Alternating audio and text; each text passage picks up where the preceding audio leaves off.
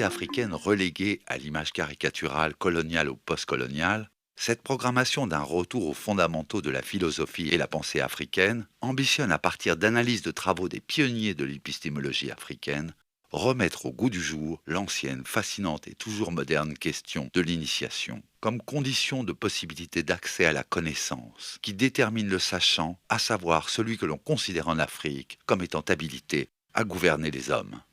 Pour ce faire, Amadou Hampâté-Bâ demeure le témoin oculaire pour nous faire découvrir combien les sociétés africaines ont pensé et su déployer une réflexion sur la personne humaine, en tant que sujet voué à la connaissance, qui produit des savoirs et les transmet dans sa conscience de mortel.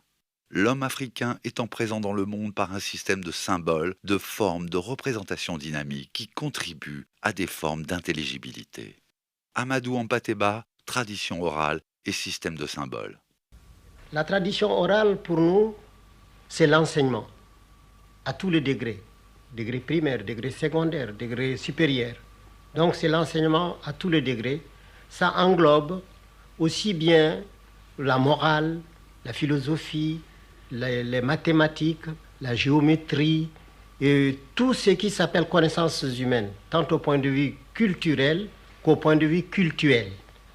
Et alors donc la tradition orale, c'est l'enseignement. Et or, cet enseignement est donné par des vieillards. Et c'est ce qui constitue l'initiation. Qu'est-ce que l'initiation? C'est le fait de suivre les leçons d'un maître. Mais ça englobe toute la vie, toute la nature. Parce que pour nous, on dit... il y a les êtres immobiles et non vivants. Il y a le vivant immobile et il y a le vivant mobile. Ici, le mot vieillard, ce n'est pas celui qui a un grand âge, c'est celui qui connaît.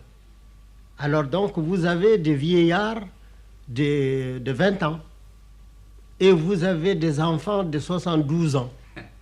Alors donc, c'est une question de savoir. Le mot ce n'est pas la question, mais c'est le savoir. Le vieillard est un homme qui connaît. Il ne faut pas seulement croire que ça veut dire absolument le vieillard en âge. Mais comme ce sont les vieillards en âge qui généralement ont le plus vécu, ont le mieux vu, et alors ils sont considérés comme les grands initiateurs. Et l'enseignement, ces leçons de morale sont données sous forme de contes, voilà, sous forme des anecdotes, sous forme de maximes.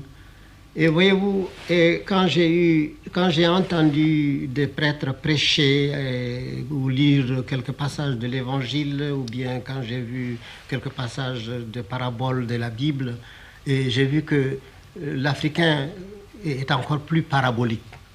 Il parle beaucoup plus en parabole que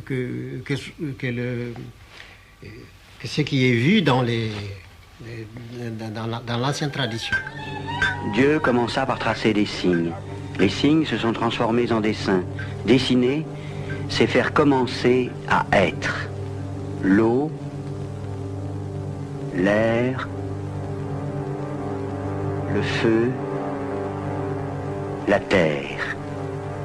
Les signes du début, les signes de Dieu sont tracés en noir, couleur d'eau, sous les autels au moment de leur fondation. Au commencement, Dieu se tenait à l'intérieur de l'œuf du monde. Il était comme un mouvement tournoyant. Une graine se déposa, minuscule, invisible, au centre.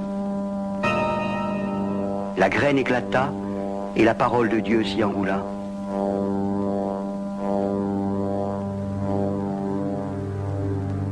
La graine, l'œuf du monde, c'est aussi un placenta. Au sein de cette matière vivante, Dieu créa les premiers êtres animés, 2 paires de jumeaux mâles. Et Dieu leur destinait une épouse parfaite, leur sœur jumelle. Pour moi, il y a 2 sous-développements.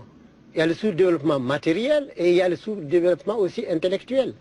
Parce qu'un homme qui rompt avec sa tradition pour adopter la tradition, totalement la tradition d'un autre, pour moi, il est sous-développé, ethniquement parlant.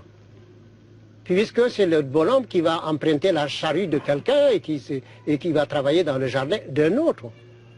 Alors, je comprends qu'il ait prêté la charrue de quelqu'un, mais qu'il vienne labourer la terre de son père. Ce serait beaucoup plus profitable pour lui. Et alors donc, il y a le sous-développement matériel et le sous-développement culturel. Et or, l'Afrique n'est pas culturellement sous-développée, mais elle n'a pas eu le moyen de s'exprimer.